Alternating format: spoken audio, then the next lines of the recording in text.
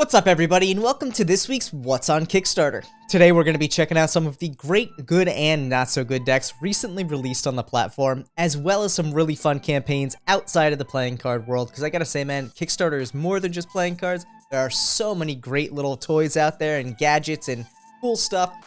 Steve, I gotta say though man, this is actually a really busy week for the first week of December. I think this year last time we had maybe like 3 or 4 new decks dropping.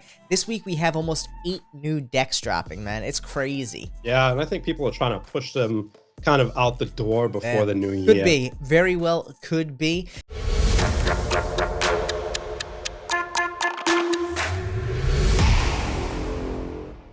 Alright, so coming in for this week's first great campaign, we have the Color Complex Ophion playing cards. So I actually have to say this deck really has some great character to it. I love the colorway they chose with this. Very interesting, kind of like a coral and sea green, which is really neat. Printed by USPCC, fulfilled by gamblers, right in the subtitle there. As we've said the past couple weeks, you know, I think there's a bigger value in those subtitles for SEO purposes than for letting people know printed and fulfilled. You know, we've shifted on that over time, just realizing how the search in Kickstarter actually works. So that is one thing I would say off the bat. Probably better to put, you know, something a little more related to the deck, you know, bringing mythology to life, something that uses those heavy-hitting keywords that's going to draw people in. We have a really nicely designed story that leads right into a little bit of a features section. The one thing I would say is it looks like features here should be over this section here instead of under it. And I'd probably bring some images just into the mix of this text here, make it flow a little bit easier. Yeah, no, I totally agree. I think that quick information updates might have been kind of pre-launched to kind of remind them to put that features section. Very well could be. Very well could be. So I would definitely move that features section above this to give the quick rundown, then rolling into the back design, the pips and everything.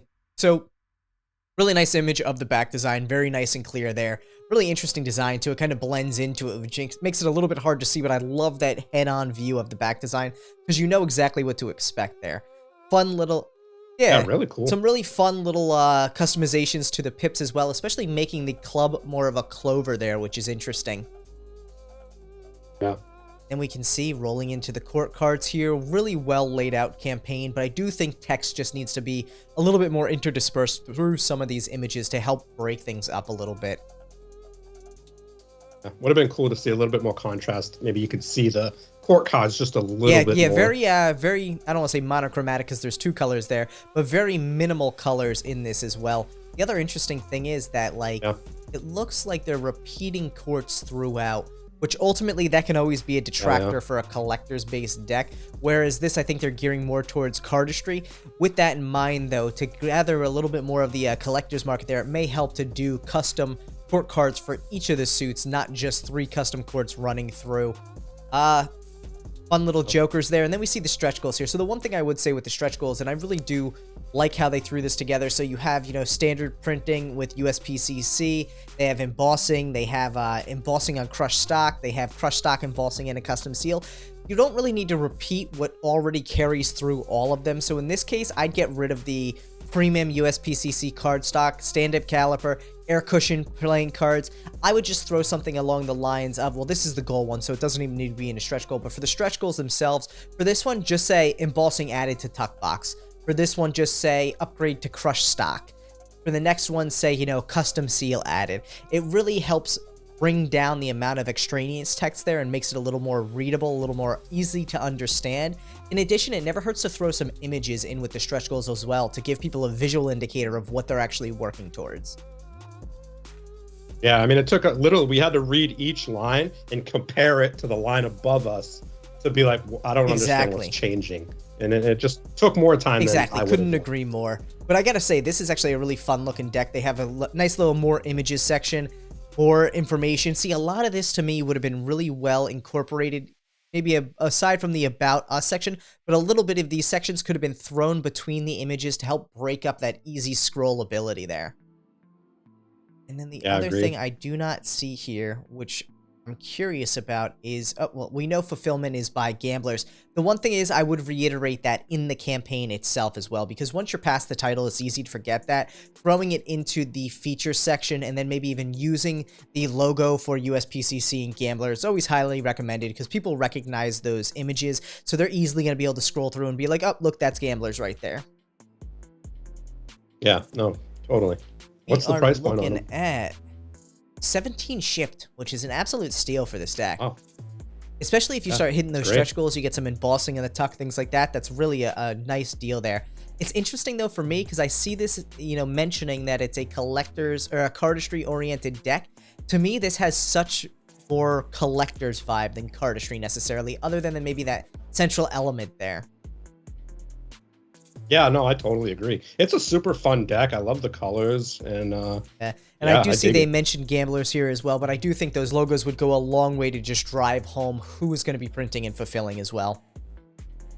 So, yeah, good luck. Good luck. And coming in for this week's first good campaign, we have the Golden Kings playing cards, Tiger and Dragon edition from High's playing cards. So this is actually the fourth campaign created from High's playing cards. Their previous campaigns had all been PVC or plastic decks, but they actually had a really cool transparent dragon deck not too long ago, which I was a big fan of. Really excited to see. Yeah, really excited to see what they brought to the table for this one. So getting into it, we can see some really cool artwork on it. Really vibrant deck in that kind of Chinese or Japanese styling to it. It kind of has almost a Japanese like tattoo styling to it. I know very much stylistic elements are borrowed from both Chinese and Japanese art there, so I'm not sure which it is, but it could be a little bit of both. They do not actually mention, though, who's going to be printing or fulfilling in this one, which to me is a big, big reason why this actually isn't a great campaign. They have a lot of great images of the deck. They have a little bit of a story here that I'd like to see kind of fleshed out more running through the deck. The one thing that always kind of, kills me here is when you have such a really vibrant and historical deck that could easily build on any sort of mythology from the culture you're doing this deck from and just put that into the campaign. It's almost a built-in story, and they kind of miss the mark with that, so you don't really see much of a story, or at least not that much of a story where it could have been much improved. In addition to that, we don't see the printer or fulfillment, but we do see that they're using 310 GSM black core paper, so we do know it is a paper deck, but this is almost like buried in the middle of the images, and I think to me that's a very important fact to include in there, Yeah, and it says top class printing. Yes, it's a big question there. That? The weird thing to me about it is the random single bullet points here. It almost feels like they broke it up in a way, and this got like lost in the mix there,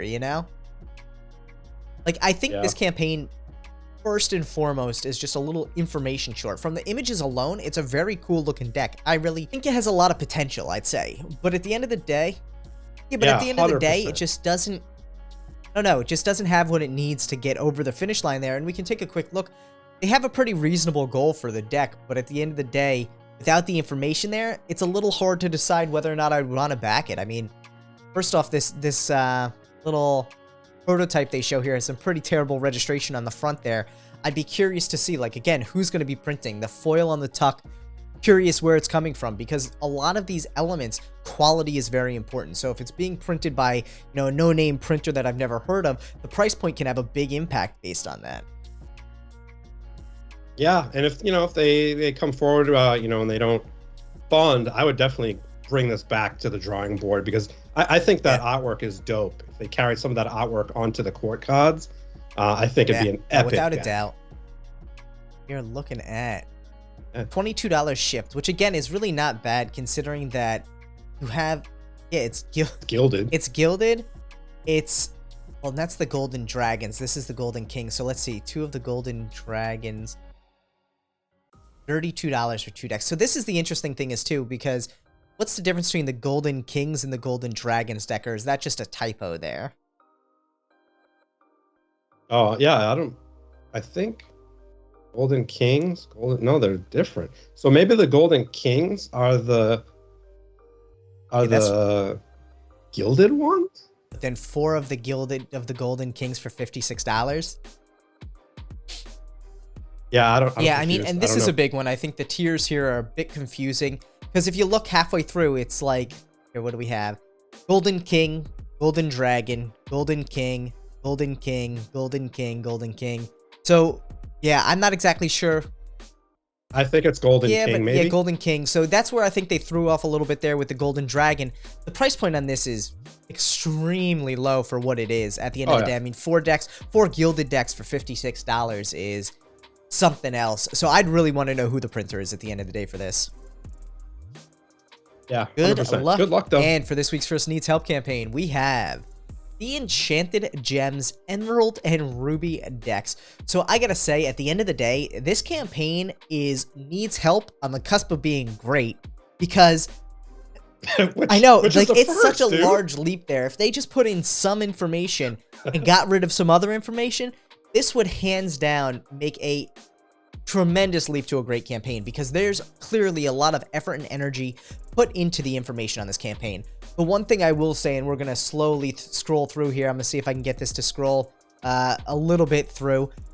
This is probably one of the largest campaigns I've ever seen for playing cards. And at the end of the day, all of the important information that you'd expect to see is missing, which is kind of ironic for such a large campaign.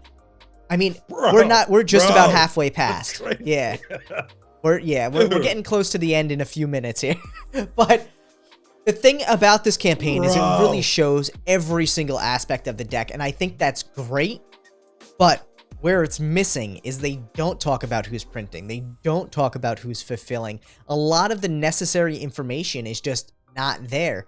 So we dive right into it. We can see that they have a nice story here. There's no real features section to it, but there are more images of this deck than I even know what to do with, and the majority of them aren't showing different things than previous images. So it's really interesting in that capacity, because you can see, like, I've now seen all the court cards like 9 times now. They are printing 2 decks, so fair enough, you'd think there'd be a little more images, but it looks like it's pretty much recolors of the same deck, so ultimately you don't need all of the same images for both decks. Yeah, crazy. It looks like the tuck boxes are different. I wonder if the back design is different.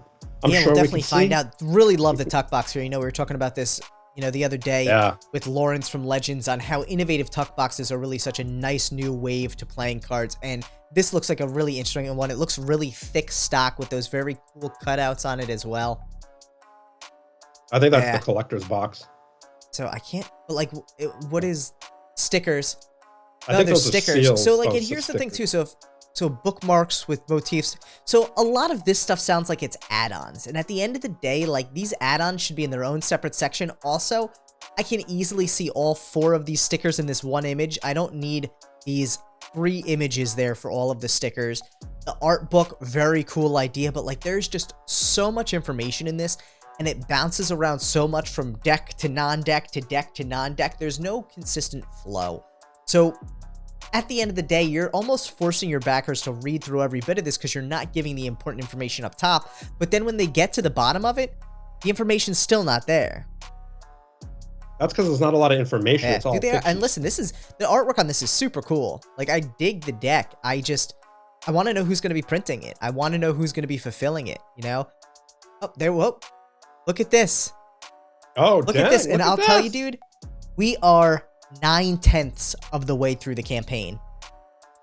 Dude, like here's the bottom of the campaign. All right, so Cardamundi Poland is going to be printing. I do not know how the card quality for Cardamundi Poland is, because at the end of the day, we've heard mixed reviews between Cardamundi Belgium versus other Cardamundi units. It may be that Cardamundi Poland is the office that they still print through Belgium. That I'm not sure on, but I've heard mixed reviews when you look at somewhere like Cardamundi India, which has its own print facility, where the quality is not as good. Cardamundi Poland could be printing out of Belgium, or it could be a separate printing factory and facility in Poland. Not sure. Interesting. I've never even heard of Cardamundi So that's why Poland. it leans for me to believe that it's probably just one of their like remote offices that handles the interfacing and then sends it to Belgium. But good to know who's printing, at least after all of that. I would move that way far up to the top. Throw a feature section here. Tell us who's printing. Tell us who's fulfilling. We know who's printing now, thankfully. But at the end, yeah, but at the end of the day, like, I still don't know who's going to be fulfilling this deck. So something to consider there. Even if it's being self-fulfilled, make sure to put that information in there. Yeah, and I can see right here, $31. Yes, $31 shipped. Yeah, that's for the standard deck too. 15 euro shipping, so you're looking at almost $17 shipping, which is more than the deck itself. At the end of the day, please reach out to a fulfillment service. There are a ton of European and US fulfillment services who would be able to help you bring that shipping down significantly. The one thing I will say with Kickstarter, for anyone out there wondering, the majority of your backers are going to come from the United States unless you're not offering sales in the United States, which means you want reasonable shipping to the United States. And dude, at the end of the day, that's what makes this a needs help campaign. There's just too much information, not enough of the important information, and that shipping is brutal. Dude, you realize that there's a $31 deck here, and we just looked at a gilded deck. And again, let's be fair, where this is being printed could significantly impact that. But this is a standard, but this is a full custom standard deck, 21 max and shipped. So 100%. Good luck. I'm really excited to see Relentless Ventures come to the table here, because I think this deck has a ton of potential. But the campaign itself needs some help, so 100%. Really good luck on this one. And coming in for another great campaign this week, we have the White Tulip playing cards, third in the Delft Blue series. Complete your Tulip playing card series with our anniversary deck, the White Tulip luxury playing cards printed by LPCC. Always excited to see people using Legends, really pumped on that one, so we know from the jump who the printer is on this one. Let's dive in and see. We got a nice little story here. Really dives into the whole background of the Tulip decks, the fact that this is the 5-year anniversary deck for these 4 diamond playing cards. See, printed by Legends, fulfilled by Gamblers and Dealies Pro in the EU. This project is EU friendly. Absolutely love to see that. At the end of the day, dude, they're doing a great job here with this deck. It's an interesting color choice. It kind of reminds me of the French Blue Paisleys. Interesting. It's the blue's a little different, but yeah, I think that central blue right like in the middle of the element, not the darker blue, but the lighter, reminds me of that French Blue Paisley. Yeah. That's close. So really well put together campaign. At the end of the day, we always know Diamond does a great job, so really excited to see this one come to light. Yeah, definitely. Good luck. Good luck. And for another great campaign this week, we have Spider's Marked Silver Foil playing cards. This is actually a really fun-looking campaign. It's got some interesting potential to it, as well as a marking system built into it. Also printed by WJPCC, which I love to see alternative printers being used. So really excited for this deck. And it's coming in as steel, dude, which I also love, at $15 for a marked deck, which can't go wrong there for a foil marked deck. Very nice, right? Good luck. And for another great campaign this week, we have the Hanamai Silver and Sensu Classic Hanafuda and playing cards. Dude, these Hanafuda decks always pop off. You can already see this has absolutely crushed its goal. Really fun artwork to this. Hey, you know what? They could be gold up to only print 10 decks, you know? That's the great thing about it. You can have a low goal with a low print run initially, though they are printing with EPCC. So a more realistic goal there would probably be about $5,000. But if they knew they were going to hit it, awesome. Or if they were willing to self-fund a little bit, that can go a long way as well, as long as you're transparent about it. Good luck. And for another needs help campaign this week, we have the deck of cards, the Owl House. So I gotta say, one of the shortest campaigns we've seen in a while, which is hilarious considering we had the longest campaign I've ever seen today. But this one gets a big ol' beware on this. For anyone who doesn't know, the Owl House is a Disney television show, and without licensing, Disney is very litigious when it comes to their IP protection, so there's a good chance this campaign does not fund or does not fulfill, depending on how the process goes when it comes to the litigation aspect of this. So this is definitely a back at your own risk. And for another needs help campaign this week, we have the Gravity playing cards. So I will say this is actually another Beware deck. The reason being, this campaign follows a similar format we've been seeing recently, which are not inspiring a lot of trust. This campaign is based out of California, but it's actually using Mexican pesos as the currency. Not unheard of to use a different currency than your location, though it does add a little bit of a risk factor there. But that being said, this simple layout with just the cards and then all of the cards doesn't really do much for us. In addition to that, this is pretty much the back design for the Pocket Aces playing cards here. We see a resurgence of the crown there, which looks like the crown from the House of Playing Cards crown deck there. Granted, that also could be a very clip art crown for all we know. But with that in mind, there's just really no information to this deck, and it definitely is a beware, being that there is differentiation between the location and the currency being purported. In addition to that, it's a $16 deck, which isn't bad, but there's no information as who's printing, so good luck. Good luck. So I gotta say, Steve, this was an interesting one. Some fun decks there, but at the same time, those needs help. Definitely needed help there. Yeah, definitely. So I agree with all that in mind, what are you backing this week? I think the Ophion, is that how you say it? I don't even know what an Ophion is, but cool. The deck looked really cool. I think, I like those colors together, that kind of sea green and the red, kind of cool. And then the tulips. Gotta back the Death House, I'm definitely for the Ophion, hands down. I really like that ruby and emerald from Relentless Ventures if I just knew more information about it. So the fact now it's kind of open a question, is it going to be Cordomundi Belgium, or is there a smaller print house in Poland that they use? Who's going to be fulfilling to? Because that shipping that was killer. 15 euros to ship a $14 deck. Not going to happen in my book, but I would back that if they fix that up and really got on that shipping cost there. Yeah, that Hanafuda is really pretty too. I really dig the artwork, dude. And that dragon and tiger deck, if they spice that up a little bit more, and definitely a lot of potential this week. For me, though, I think the only one I'm going for, without a doubt, is the Ophion.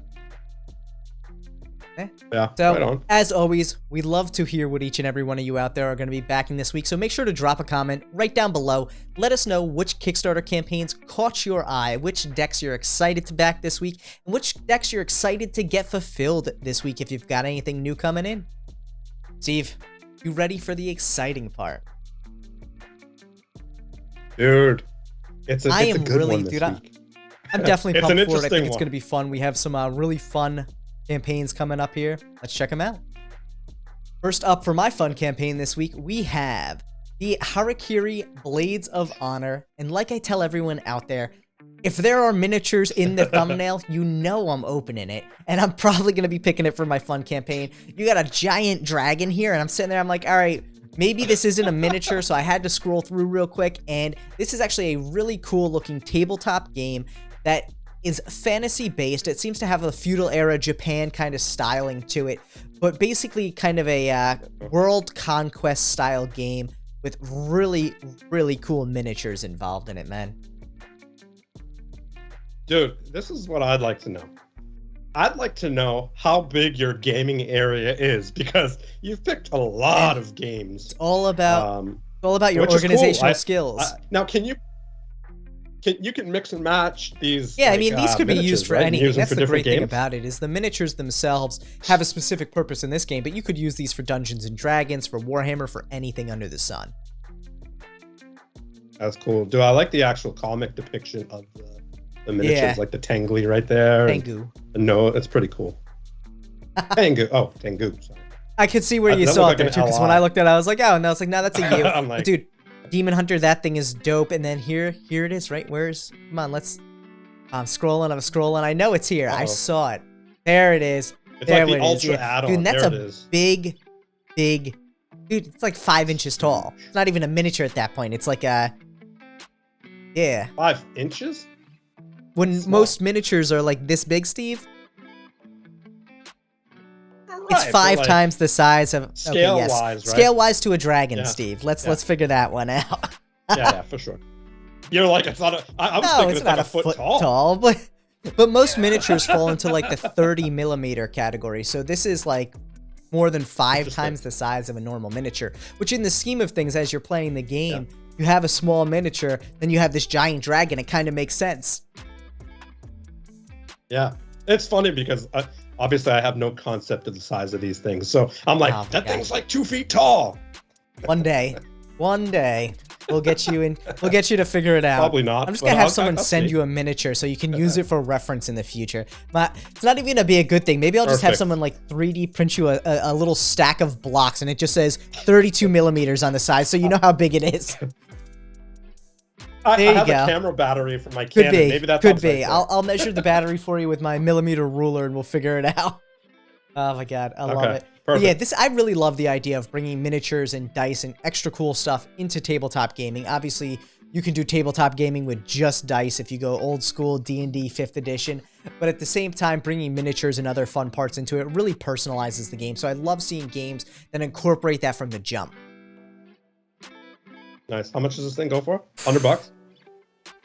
I know a lot of these like tabletop gaming stuff. They have like different packages. So if you take a look to it, what's like included in it, you have the game, the second. Yeah, look at that. Like there's a lot. Oh, this is the honor pledge. So where's the Ronin pledge? Let's go see what we get in here. So, and I will say there's one aspect, you know, I always say I love when people use the single scroll image style campaigns. There's one aspect to it that always I just can't get over. You can't search anything. That's the only downside. You can't search anything. It just takes, like, you have to, I don't know, man. Like, I get there's so much involved in these campaigns, these RPG campaigns. But they take forever to go through, right? Yeah, but you also don't have much patience for these in general. Yeah. So, I agree. Yeah, okay. I think most people are willing to look through the campaign if this is what they're into. But that being said, what do you get here with the Ronin? Yeah. You get the campaign, you get 45 miniatures, you get 4 character birds, 4 character cards. So you're getting literally a ton of stuff in here. So, dude, 45 miniatures? 15 unique models. So you're getting 3 of each. And there are probably a lot of like monsters and stuff like that. So yeah, you get the enemies, all this kind of stuff. Oh, so it looks like you get 1, 2, so you get 5, 6 of the standard heroes, and then you get a whole bunch of the different enemies in varying quantities. Yeah, well, so 6 of some, 5 and 3 of some others, 1 of some. So it's, yeah, it's a mixed batch there, but that actually makes that price point a lot more reasonable there. Dude. Interesting. And what's the game time 35 to 40 hours per run. What? 35 to 40 hours. I'm pretty sure that's an H right there. Yeah, I'm pretty sure that's an H. So maybe it's some weird thing for like hectamillions, which actually means I don't know, man. It could also be though that they just want this to be a long game, you know? Yeah, no, that's understandable. A long time now. Yeah. Hey, good on them. Oof. Good luck. Good luck. Yeah. And for another fun campaign this week, we have the DWARF 2, a portable and versatile smart telescope. So when I saw this thing, I was like, hell yeah, telescope. But it's super tiny, and I'm really intrigued by how this actually works. So if you take a look at it, I think there's some tie-in with your phone on it, but built-in pan and tilt, 4-core CPU. This thing looks smart. Way smarter than I would expect for what it is. So, dude, yeah. I like the idea of telescopes in general, but usually a telescope is very large, very expensive. This looks like something you could take with you anywhere. You could leave it in your glove box, and at the end of the day, you're like, oh, it's a beautiful night. Let me go check this out. Yeah, for sure, if that's your thing. I mean, it's cool. It's obviously yeah, it's got a built-in telephoto lens. I think everything nowadays is like mobile. It's all about being mobile, right? Being able to access everything, your passion, your hobby, or whatever, on the go, on the run, and dude, absolutely, easy access. Absolutely. And I think that, I mean, look at this object tracking, which is really interesting. Star tracking, which is a really big thing. You're looking for a nice like telescope setup that does star tracking. You're looking at $3,000-$4,000 usually starting. So to see something this small to be able to star track is really cool. Yeah, I mean, you could. In the photography side of it, you know, they usually run around $3,000-$4,000 for like the telescope setup, because normally what ends up happening, you have to have something that rotates your heavy telescope. No, I'm talking just camera wise. In the photography world, it's not called. Yeah. Oh yeah. If you were doing something more like terrestrial. Right. Dude, it's crazy though. How much is it? I was like, oh, $26. That's just for the thank you. $410. $26 for a thank you. $410. Yeah, not bad. I have nothing to. I mean, you can get like an. It looks cool for what it does. Entry-level telescope without any of the bells and whistles for maybe like $100 and change, but that's going to need some sort of mount to then hook to a camera to be able to take pictures. It's going to have no motion to it. It's going to have to be manually focused. All things considered, depending on how well the quality of this actually is. You know. Yeah, I'd be curious to see what. It's also looking at this little image here. It's not as small as I anticipated, but yeah, it's pretty small. Yeah, but it's not like the size of a cell phone. It's like the size of like a tissue box. Yeah. But still much smaller than a telescope, and again, much more portable, which I think is awesome. Yeah, I wonder what kind of camera it has on it. All right, here it breaks it down to a DSLR. There you go. Yeah. Yeah, see, the tracker is where it gets you. Yeah. Clever. Cool. Yeah, for sure. I mean, stuff that's coming out now. Look at that. That original early bird, super early bird, was $299. Yeah. Yeah, that's crazy. They've already sold out past the. Oh, that's the 2X one. I'm like, $579. What are you getting in that one? But the funny thing is, though, the tripod they use for this is like a simple like Amazon tripod. It totally is. I know I've seen it before, and I was like, I bet you Steve has it. That's too funny. I have that one. Yeah.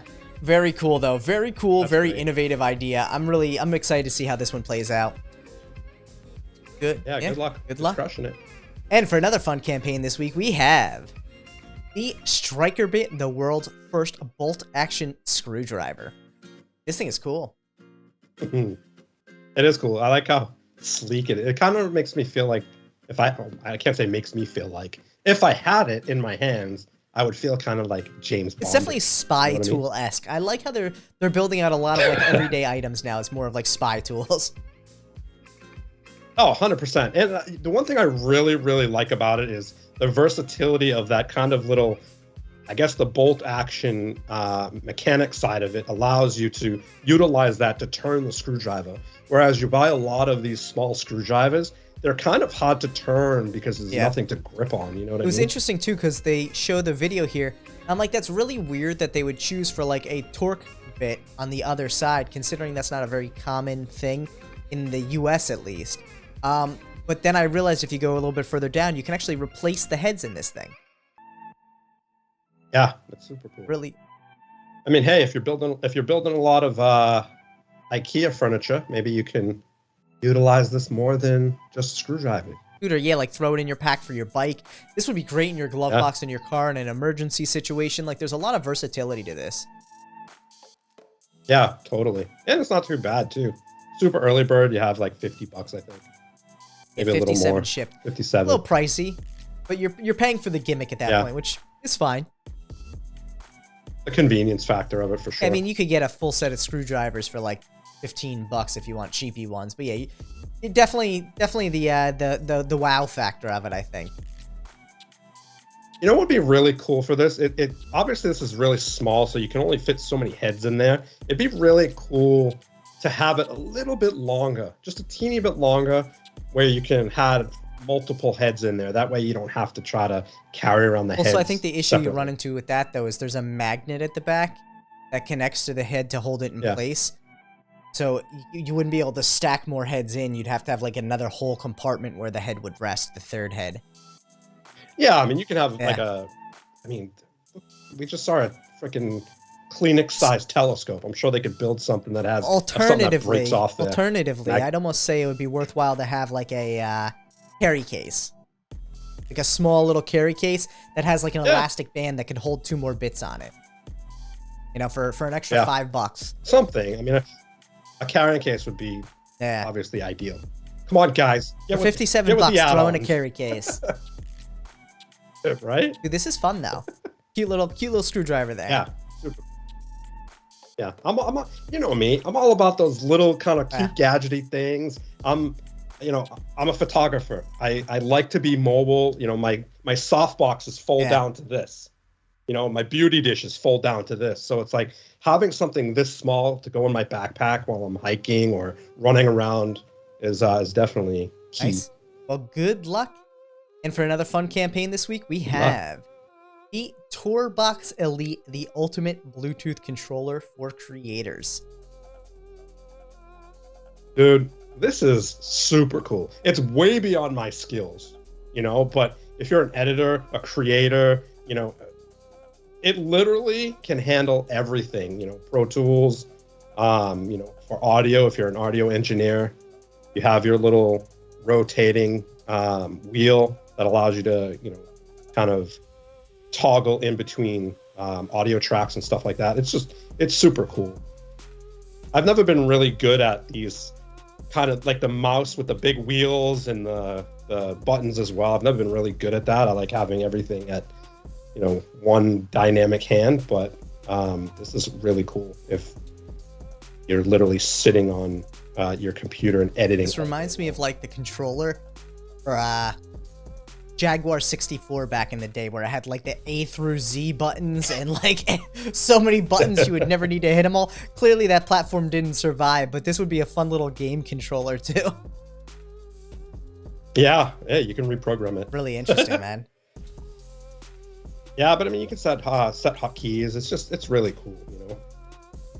It's expensive. I wonder how something like this would compare to like a loop deck or something else that's built out like this that they have in the market already. Right. Yeah. I mean, loop deck wise, is that for like creators and editors, or is it for like jumping in between programs? So loop deck is used for like editing and all that. They have like the wheel as well and all that kind of shortcut stuff. Oh, cool. So it's probably looks like a competitor type thing. Yeah. It makes you feel like you're playing kind of a... Yeah, it's like a mouse 2.0. Yeah. Intense, man. Yeah, too much for me. What are we looking at price point wise here? 178's not bad for the super early bird. 206. So, and that's the interesting thing too, because ultimately probably puts them at that same price point as the loop deck. Nice. Yeah. Very cool. I'd like to see him head to head. Maybe there's, you know, head to head videos out there. I haven't seen it, but I thought it was super cool for creators. Yeah, if you're really in the studio all day long editing audio or video, this probably makes your life a little bit easier there. Yeah, I'm not worried about all those crazy shortcuts and stuff like that. I'm not editing videos to that. But streamlining your process, something like this is definitely. Yeah, no doubt about it. Well, good luck to the TourBox Elite. Good luck. Dude, I gotta say, this was a really interesting week with a lot of crazy decks in there, a lot of fun stuff on the fun side. As always, we always love to hear what everyone out there is backing, whether it be tabletop games, creator tools, decks of cards. So make sure to drop a comment down below. Let us know what your favorite deck was this week and what you plan on backing on Kickstarter. Or are you holding off on backing anything with the holidays coming up? Because we're always curious to hear. Thank you so much, everyone, for tuning in to this week's What's on Kickstarter. Make sure to like the video and subscribe to the channel. See you later.